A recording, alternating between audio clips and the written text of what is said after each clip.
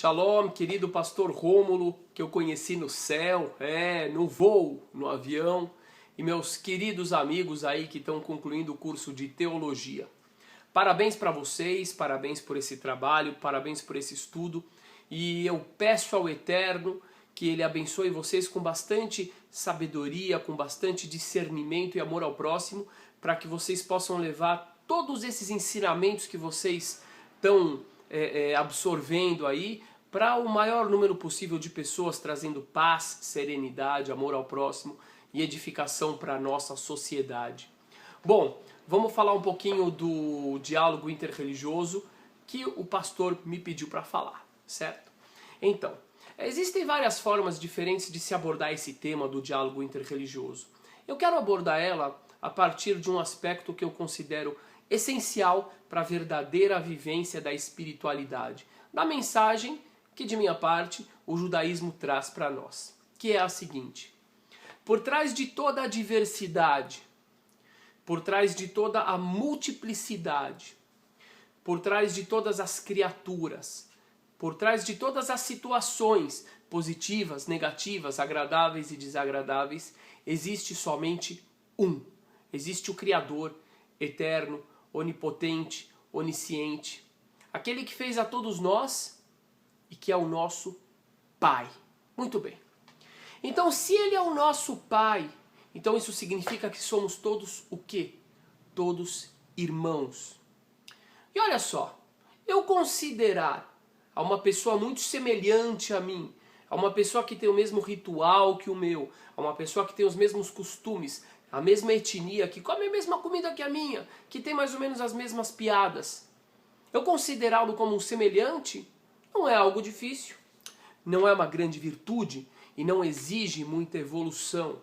Porém, por outro lado, se eu conseguir transpor todas as barreiras culturais, se eu conseguir transcender todas as diferenças de símbolos e conseguir perceber naquele próximo um semelhante, um irmão, então aí eu vou estar vivenciando de verdade a mensagem de que eu sou filho do Eterno, de que você é filho do Eterno e de que ele também é filho do Eterno.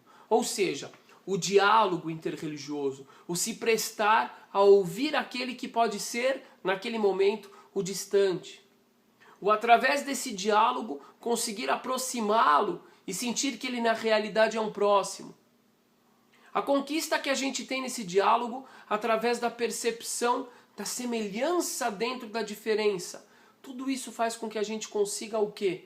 Perceber a unidade, perceber o único, o eterno em tudo e em todos. Isso é algo muito grandioso, não somente para a construção da paz dentro de uma perspectiva social e cidadã, mas isso é muito grandioso para uma vivência real da nossa espiritualidade. Existem alguns versículos e algumas passagens no Tanar, na Bíblia, que eu gosto muito de citar, né, para falar dessa questão do diálogo interreligioso.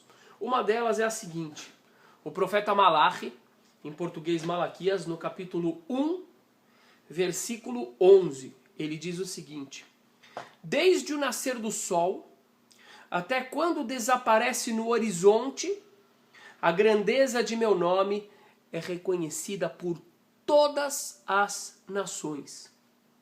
Então isso foi o Eterno que falou através de seu profeta Malaquias. Mas aí surge a seguinte pergunta, pastor Rômulo e galera aí, pessoal que está concluindo o curso de teologia.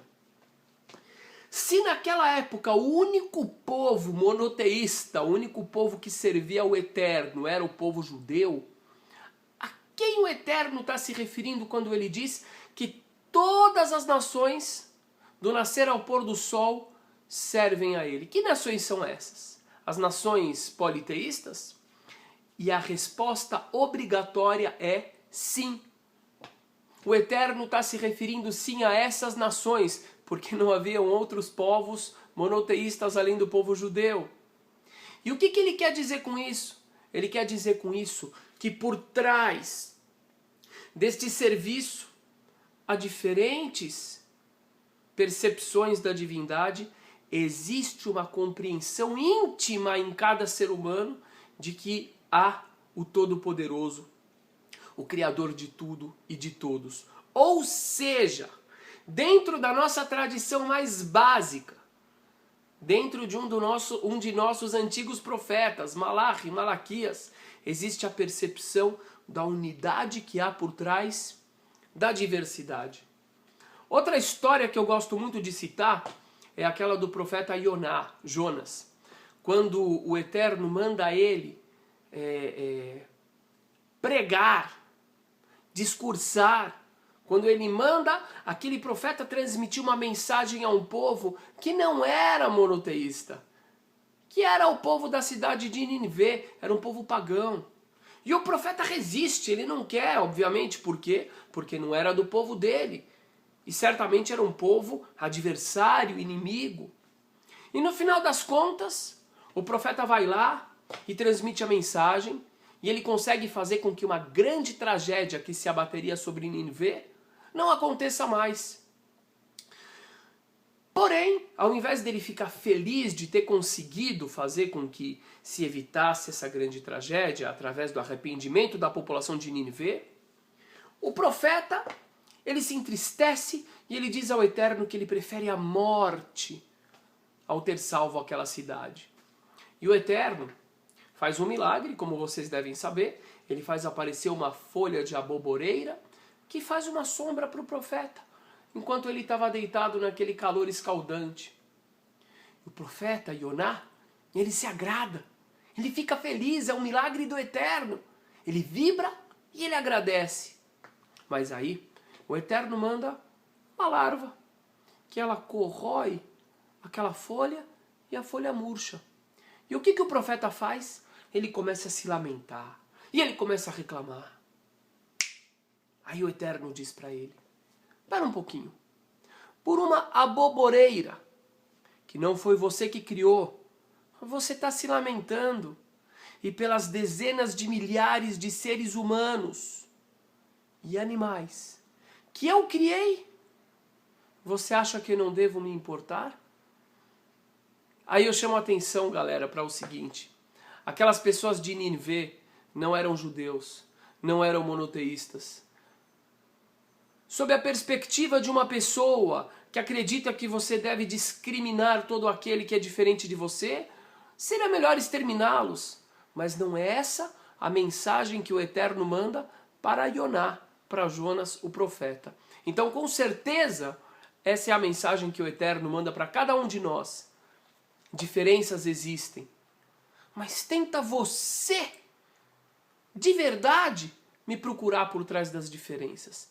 E se você me procurar por trás das diferenças, com certeza você vai encontrar. E com certeza a sua ação positiva, acolhedora, amável, amigável, que unifica, ela vai trazer a revelação da minha unidade muito mais do que aquele dedo que aponta e acusa os diferentes. Então é isso, galera. Eu espero que vocês sejam sempre muito abençoados, que vocês consigam levar todo esse conhecimento que vocês aglomeraram aí durante esse tempo e que multipliquem isso em boas ações, em revelações do Eterno nas nossas vidas e que façam bem para muita gente. Pastor Rômulo, um grande abraço para você. Shalom.